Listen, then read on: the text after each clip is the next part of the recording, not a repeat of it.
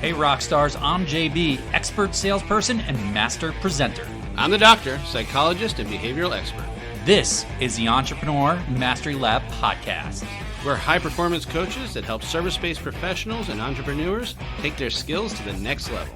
70% of entrepreneurs fail, which is why every week we have real talk with real entrepreneurs to help ensure you are not one of them. We're also the inventors of the Be Rich mindset, where we rise to mastery, inspire greatness, celebrate knowledge, and help others along the way. So join us in the lab. And now, on to the show. What's up, Rockstars? Welcome back to the lab. I'm JB. I'm the doctor.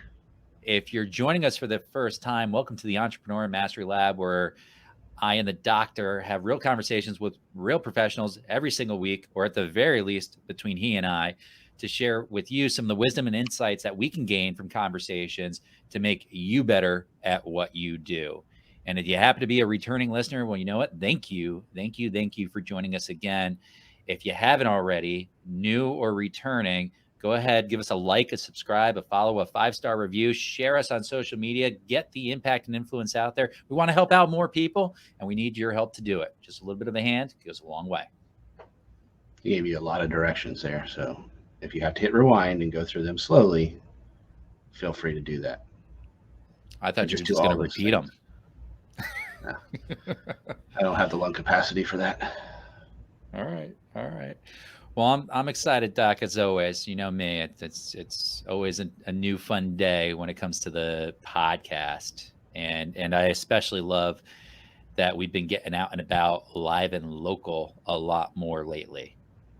Yeah, it's great to do not only do some in-person networking events more consistently, but also hosting some, which has been great to actually get back to what we do best, get out there with the people and keep them entertained.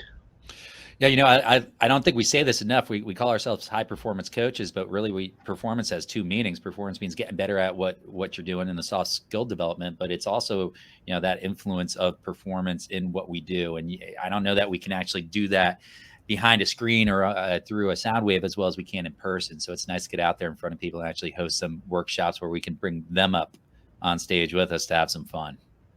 Yeah, it's, you know, nothing like pulling a big psychology word for you, in vivo, in person, in action kind of event where you get to actually learn while having fun, sometimes generally a cocktail.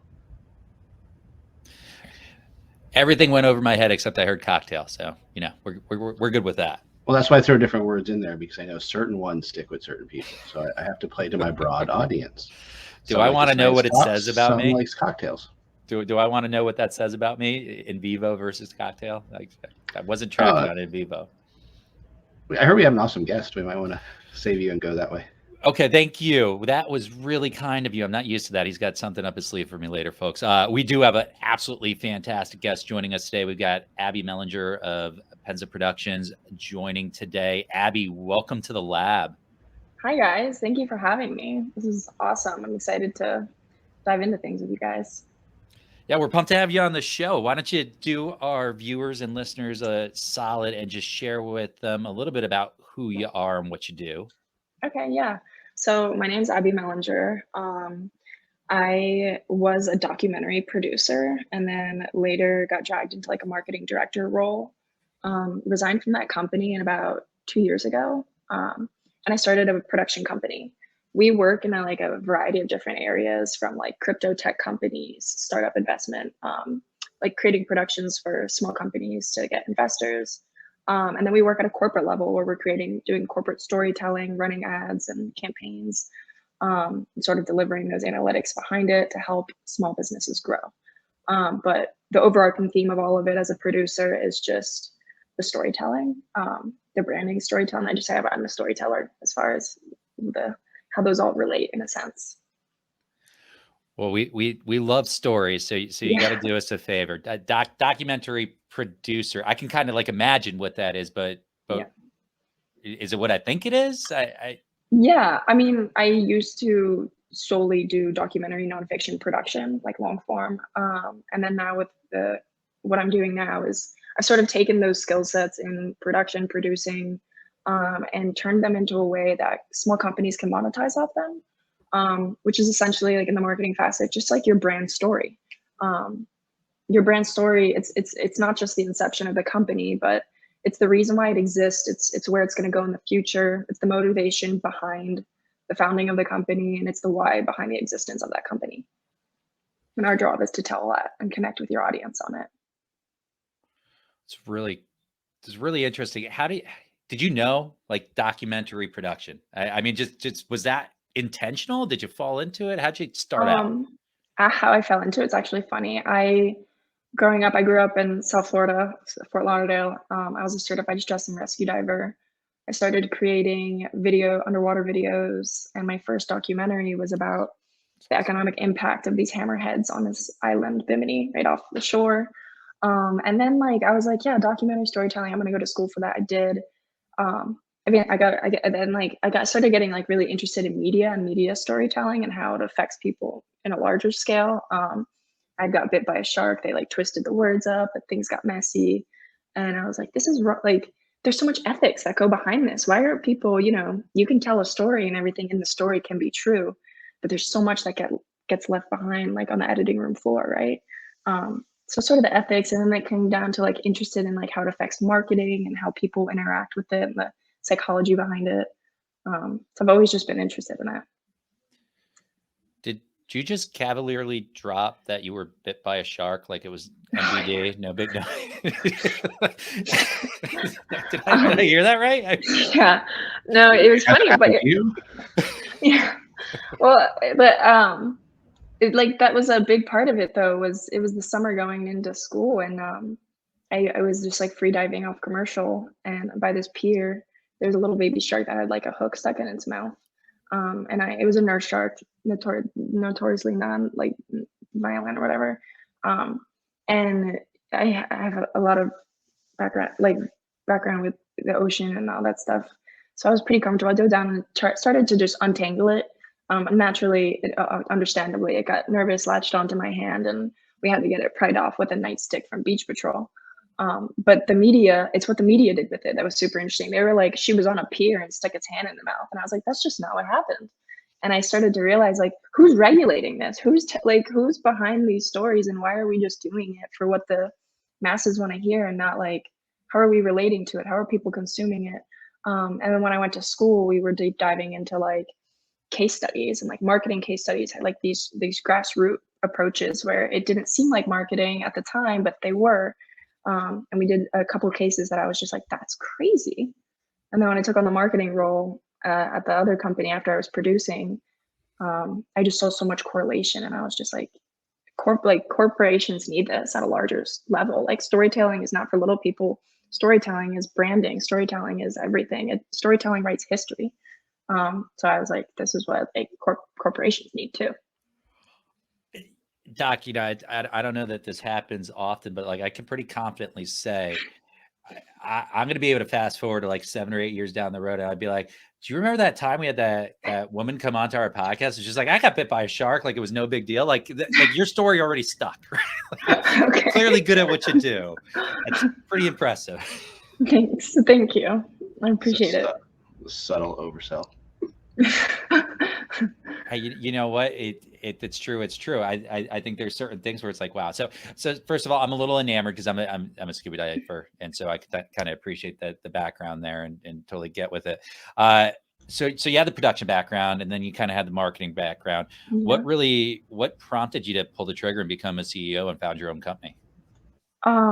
So yeah, actually, there was that phase of my life where I was just like, no one's really like regulating this media. And I'm a teenager, and I start questioning everything, and I'm questioning who's producing this, who's, behind all this.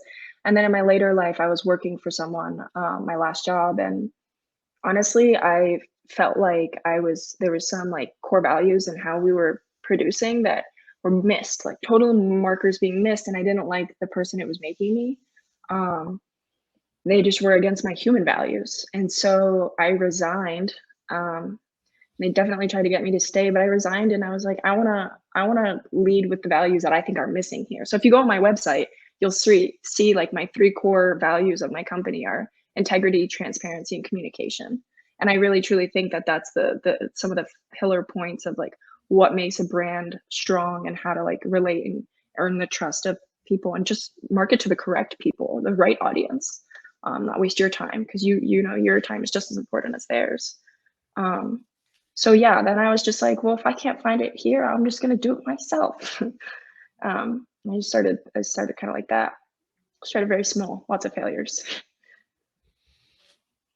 Tell us more about that. I mean, Yeah. seriously, you know, Oh, gladly. it's a big jump to run your own business.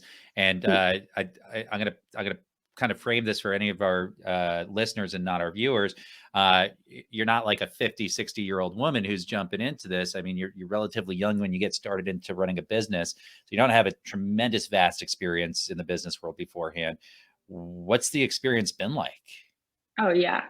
It's been crazy. It's a whirlwind, right? I think there's value in just this, you know, I started it when it's about 2 years. I'm 25 now. I just turned 25, so 23 or so, 22. And I think I just didn't understand how much went into it, to be honest. I was just kind of naive and I was like, screw it, I'm gonna do this my way. And to be honest, like I'm still learning this every day. I did a Dale Carnegie sales training program. I actively work with a mentor right now to constantly challenge yourself to learn more. And there's tons of stuff that I have to do that I really don't want to do. That's not like a fun producer thing to do, balancing the books and things like that. But there's been tons of failures, like just one of the forefront ones I will say is contracts. Huge. Protect yourself. People will take advantage of you. People will do these things. They'll walk on top all over you. And there's like this balancing act in the forefront where I was doing so much free labor and I'm living at home and just trying to get my feet into this thing. And then people they're normal for you. And then you get your foot in the door and you slowly, you know, lay this foundational work. We've worked with some like incredible people. And I'm super grateful for having been around those people's presences, but there's definitely a lot of like, there's just a lot of stuff that you don't even realize. And I honestly, I'm grateful though that I did it. I'm grateful that I was just like, yeah, I can do this. And now looking back, I'm like, I had no idea. And I still don't, you know, you're still learning. You don't even know what you don't know, right? That's how I see it.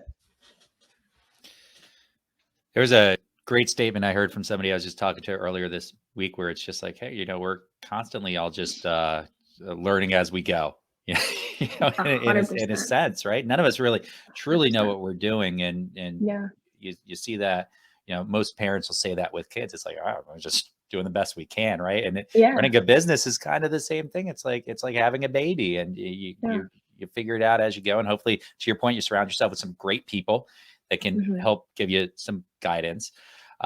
So interesting. You talked about contracts specifically and people walking all over you. So interesting intersection there, if only because you talked about, hey, I'm going to go out on my own because I want this to be driven by the values I believe in. I want this to have an integrity focus and be about something I really believe in. And then you talk about your first big failure that comes to mind is dealing with contracts and people kind of walking all over you and taking advantage of you. So almost an idealism versus like a wake-up call to what business can be out there. That's must not have been fun. Yeah, no, and I think a critical point is like to not be afraid to ask for help too, and just always lead with your values. To be honest, I think where I got to where I am today and the people we've worked with is because of that. You know, I kind of mentioned earlier, we're in a generation where like the people who are actively consuming things and using these things, it's a generation that can tell whether it's fake or real. And if it's not real, like they will call you out on it if you're not being honest and you're not being your true self. And I think we're starting to like have this global shift in marketing where people are aware you're marketing to them too. So you have to get a little creative in your story, like your storytelling approach and how you're marketing to people. And the easiest way to do that is to just be authentic. Be authentic with the content you're creating, be authentic with who you're working with and working with the right people. That was another learning point for me. Like, don't be afraid to say no. Like I used to just say yes to, sure, we'll do this.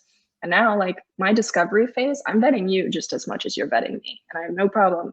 I've said no to like what was it? The Marlins baseball team. Like we had people there. I've said no to them. Like once you identify the value of yourself, people will see it within you too in your work. I just waited Boston Marlins as a sponsor, but that's okay. Sensitive topic. Well, I said no to them. So. Yeah, just funny enough, a lot of people say no to them. Wow. Mostly players.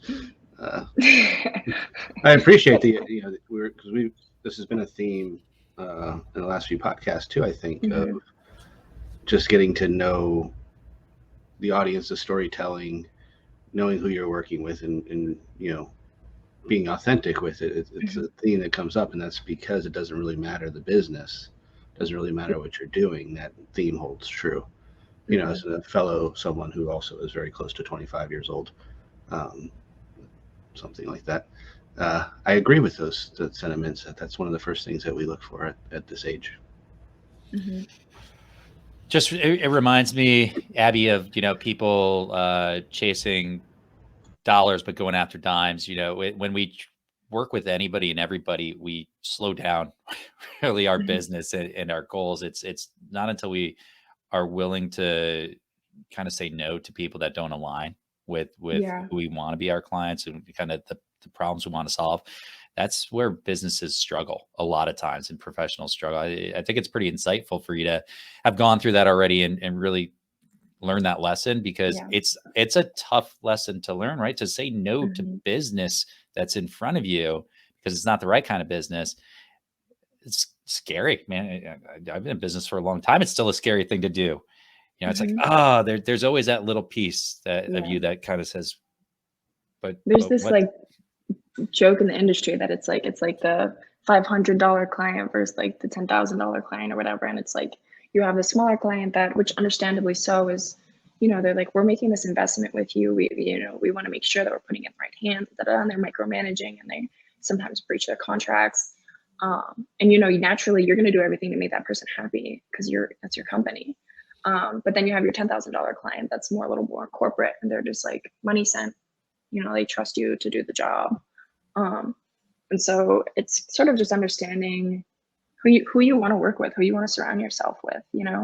At the end of the day, I can right now do a business assessment with you guys and go through some of your analytics and break down the average cost per acquisition of a new listener and a new customer, and put a numerical value on that for you. But what you can't put a value on is how much are you willing to spend to earn someone's trust and their opinion of you. And that's brand storytelling. That's what I specialize in. That's all these companies that I've worked with, even in the crypto space. It's telling their story, how you interview them, what they say, everything, all of that matters. So just the authenticity. Do you find that early on you had a challenge where you had a lot of people with different values? Because you're talking about storytelling, right? So you're talking about branding and storytelling and taking business owners and businesses. And I think you have kind of a natural tendency for people to want to be a little inauthentic, right? They want to put on their best face. And I'm not suggesting that that's a bad thing. I just think it could probably clash a little bit with your value system. So I'm just kind of curious, have you run across that a lot? Has it been a challenge? Yeah. So you're saying, like, have I had difficulties getting to their core, essentially authentic selves? And getting them to accept, hey, this is what we want to put out there. Yeah. It's funny. People, you think, so at the end of the day, like, everyone's human. We're all going to get a little nervous when we're on camera. We're all going to get a little this or that. We've worked with Kevin O'Leary, Mark Cuban, Tony Hawk, Aaron Rodgers, these major people. You talk to them, like, I'll be interviewing them, and they are on autopilot of their PR agent. Just like, I'm going to just say this because I know this is what's safe to say. And then I work with these small business owners, and I sit them down and we chalk it up for a while, and they get comfortable. And eventually I get to that core of them where they're comfortable, and they're just like oozing these incredible stories about, like, my family immigrated here when we were younger, and this is what we did, and they taught me this, and I started this company with this reason. And they become someone so relatable. And granted, it's hard to compare those two. One's a small business owner and one's like a mogul, and they have to be careful what they say. But the ones that are, I'll tell you something, like, the ones that are going to capture people's attention, it's the ones that are being authentic. And yes, sometimes it's super hard and people get super nervous. I've, like, in my earlier years, like, worked with people and they're like, no, I have to read a script. I've held a script behind the camera for people before, and now I refuse. I said, we don't even leave the script at the door. We're just gonna have a conversation. We're gonna sit behind the camera and we're just gonna talk. So it's really breaking down those barriers and connecting with them as a person. That's what they say. The first thing in sales, the first thing you sell someone on is yourself. So I've definitely had issues there. And sometimes depending on the project, I'm like, maybe I'm just not getting through with this person. But usually like some of these people, I've opened some of these videos where I'm like, what's your favorite type of chicken wing? And we just start talking. Obviously all of that gets left on the editing room floor, but they trust me, we're talking, we have commonalities, we find common ground. And that's when all the authenticity starts coming out, and much better for their brand. It's scary to be vulnerable, right, Doc? Yeah. I struggle with it. I love to make him struggle with it. It is. It's super hard to be vulnerable. Yeah, it's scary. I mean, it really is. And it's scarce. That's why like the basic economics of it is that's why it's so valuable. Scarcity. Not everyone can be so vulnerable. It's very hard. Are there, in your opinion, I mean, do people sometimes open up too much? Is there another extreme out there? Yes. I think now that I'm come out. Yeah,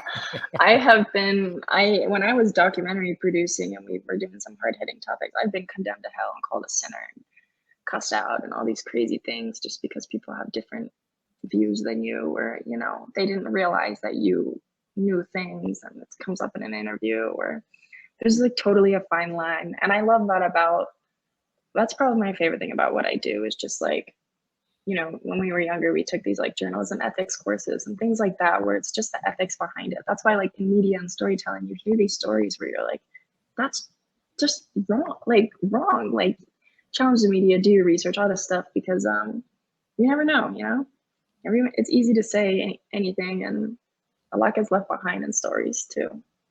But we've definitely had some characters. Yeah, especially I live in Florida. You're a Florida man, like we have those characters.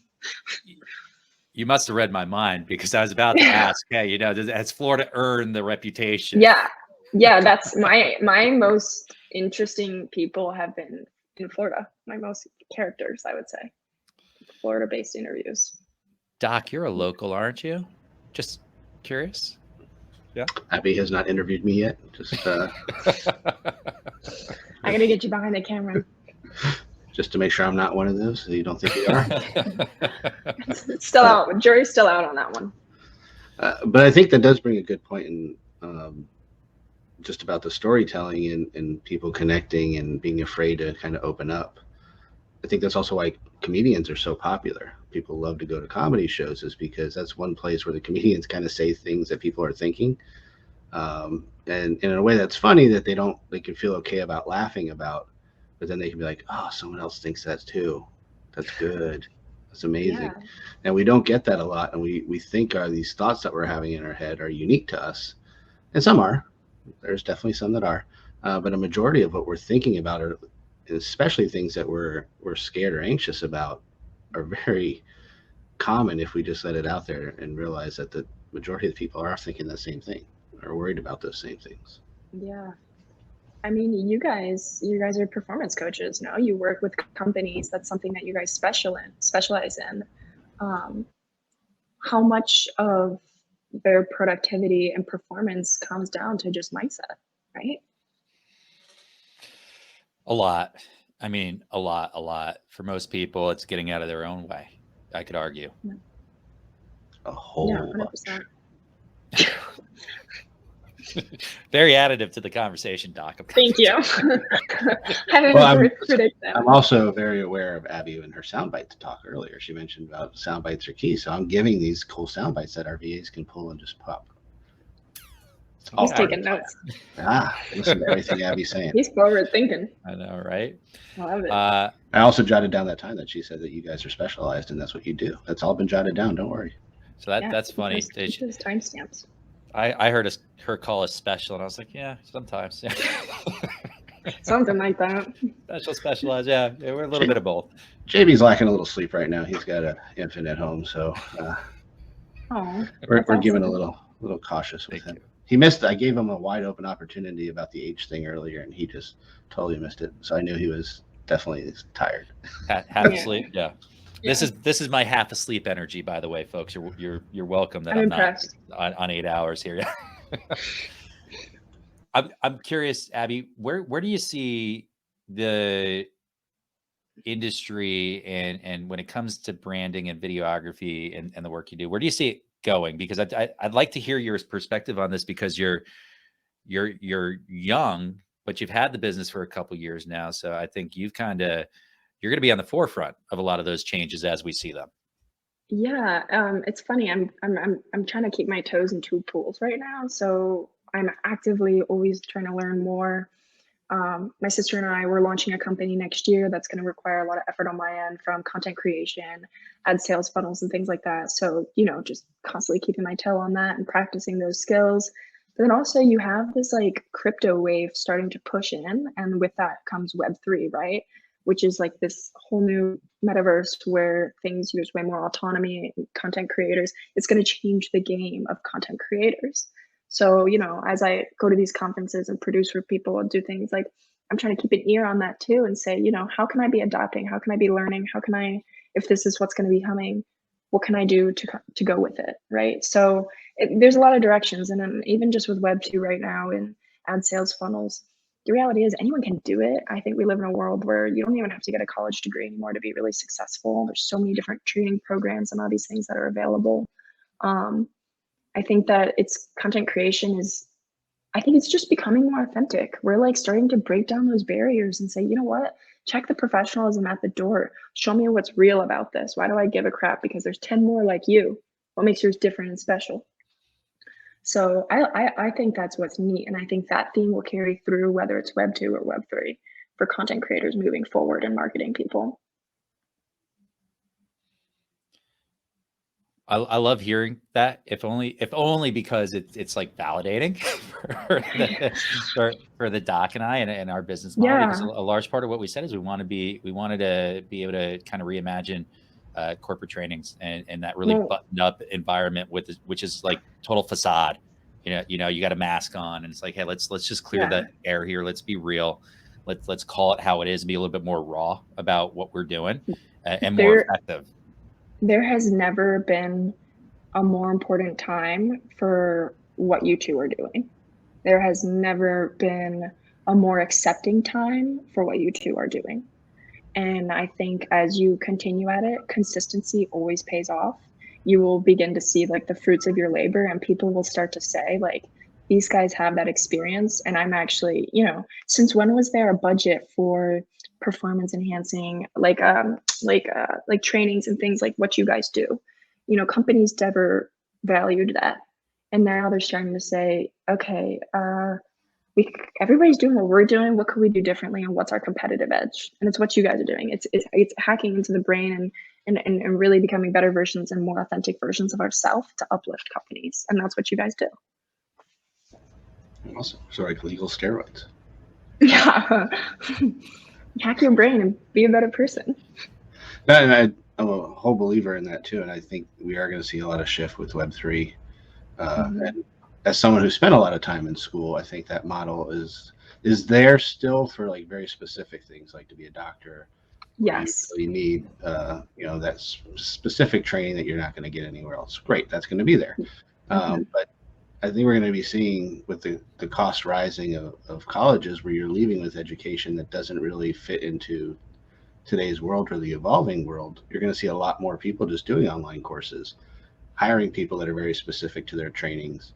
And it makes much more sense in a lot of these fields just to get that very specific training to what you actually need, and then filling it in with more supplements, courses, masterminds, mentors, those things. And you'll still be out very specifically trained out from underneath that with a lot less than what college cost. As someone who can exactly relate to that.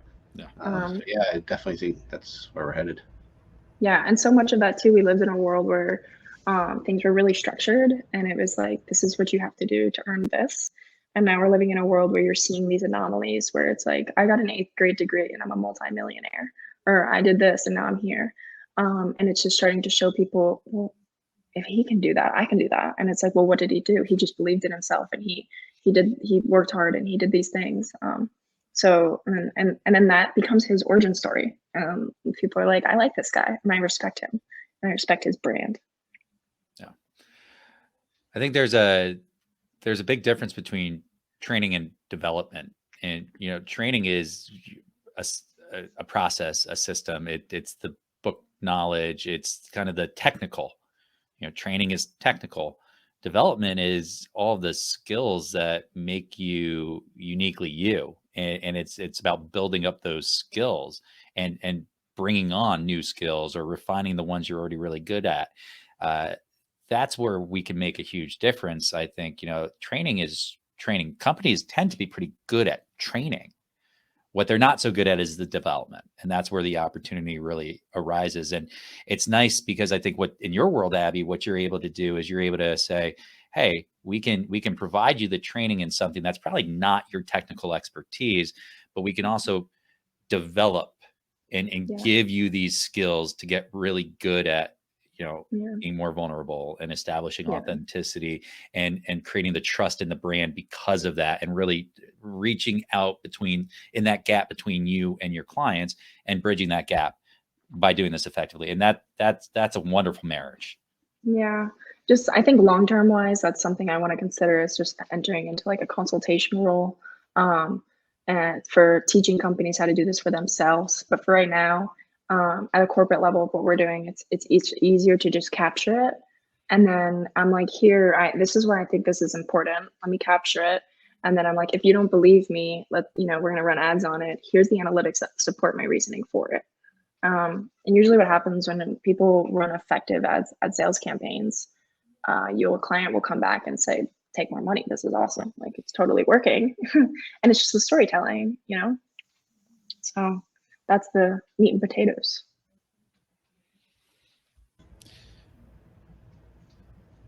I love the thinking outside the box stuff too, right? Like that's what gets people's attention. And as we've heard in the open, we talked about being out there more in public and doing trainings. And if you've been to any of our trainings, we're very unique with that. We offer, the style is very improv-ish, right? It's very get on stage, interact, figure it out, put you on the spot. But that's how you learn. Mm-hmm. And it stands out, right? So it's something different than what people see. Mm-hmm. So again, right on. It's like you got to wiggle through the discomfort. Yeah. Right. And get through it. And have some fun with it, right? It's exciting to kind of do something different when you're out there networking. Everyone's done the business card, here it is. But if you can do something else that stands out, that's what we're big fans of. Yeah, I love that. It's important. And yeah, I think at the end of it, people forget that like companies, their brands and everything, it's really just them. So. You said it earlier. Sales is all about selling you, right? Yeah. It's you first. Everything is kind of a commodity except for you. That's the only thing that's truly unique in the world. Anybody can create a product or a service or an offer, but what makes you totally unique? Sales 101. Yeah, there you go.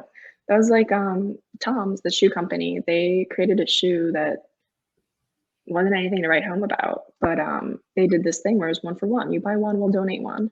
And everybody had Tom's because they knew that if they wore them, it like told everybody else, I'm a good person, I care about this. And it was their story, it was their mission, it was who they were. And it showed that that's what they believed in too. So everything from like tech to sales, everything, it all just comes down to like who they are, how you relate to them, and how you want to interact with them. It's hard to get people's attention.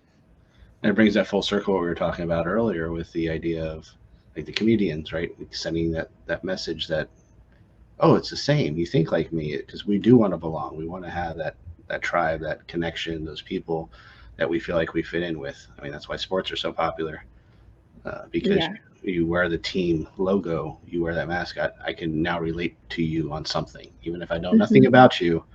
We share that interest, and now we're on that same team. Yeah, it makes complete sense. And that's all human behavior. That's all it comes down to. There's just a couple core values. We want to feel connected. You nailed it on the head. We want to feel connected. We want to feel part of something. it's just a human instinct. So it's just a matter of which one do we want to connect to, which one do we want to feel a part of, which one do we want to be a part of, which one do we endorse and respect, because it's a reflection of self to everyone else. Very true. Following that value system. I love it. I absolutely love it. Speaking of connecting, there's my graceful segue. How can people connect with you, and what will you have to offer for our beautiful, awesome audience? So easiest way to find us is online, penzaproductions.com. And for your listeners, if they just call me and say that JB and the doctor sent them, I'll do a free business consultation breakdown with them, get on the phone or in person, and see if, you know, if it's a good fit, if they need help, where they can expand, give them some pointers to help with some of their branding and marketing efforts. That's awesome. Abby, I have just really enjoyed the conversation today. I'm so grateful you joined us. I'm so excited about what you're doing and building. It's awesome. Congratulations. Thank you. Thanks for having me today, guys. It's awesome.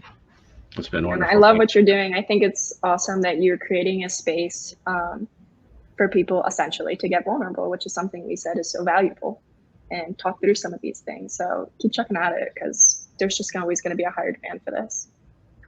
Thank you. Thank you very much. much. Guys. Appreciate all the sound bites you gave us today, too. That's what I'm here for. I feel like she's better at this than we are, Doc. Yeah, that's what I do for work. I bounce out of other people. Well, you're welcome back anytime. Thanks for joining us. Thanks, guys. I appreciate it. Thanks. We'll connect soon. Take care. Bye. Doc, it's always nice to get the perspective from somebody who has taken a stand, I think, on what's really important to them, and then really lives it in their business. Because it's one thing to say you're going to do it, and then it's another thing to really sit back and do it. And Abby, you can, to her point about authenticity, when you can tell she's living that way, and really impressive. Not an easy thing to do. No, it's impressive when they actually, walk the walk and not just talk the talk. That was a fun throwback for you. I was just giving you some. I thought you were just doing one of your sound bites for the You're so into your sound bites today. I thought I was just giving it to you. I was like, okay, yeah. I learned from the vet. I mean, if Abby, everything she said made sense to me. So when she starts telling me to do certain things, I'm listening. I'm a student. Yeah, I had a lot of great takeaways from Abby. If nothing else, then certainly align your values, and you'll be able to connect with an audience, and that is where you can build a really great business that you can enjoy and your clients can enjoy too. And we enjoy all our clients. That's because we built a great business. That's right. We built a great business because we enjoy our clients, or because we have great clients. All the above. If you want to be one of those, how do they find us, JB? You can find us almost all over, pretty much all over social media. If you're down here in South Florida, you can certainly find us at a number of our live events, which we've been having more and more of. So come check us out, especially if you are interested in some performance and getting outside of your comfort zone, because we excel in doing that. But between Instagram, Facebook community, Twitter, YouTube, you name it, we've got it. The Entrepreneur Mastery Lab is everywhere. And if you are still listening, you're still viewing, do us a favor. If you haven't already, give us that 5-star review. Give us the like, the subscribe, the follow, share us on social media, because we want to share more of these stories with more of you. And thank you for your efforts. And remember, you can always find out more in the show notes, as long as with our free gift for you. If you'd like to check out 6 methods to make sure your business doesn't fail, it's just right down below. All you got to do is click a little button and you get it for free. And while you're there, you can click on other stuff. If you want to DM us, send us some messages, let us know how we can help you. We would be glad to do that. So do all those things, and we'll see you on the other side. All right, everybody. I'm JB. I'm out. Peace out, yo.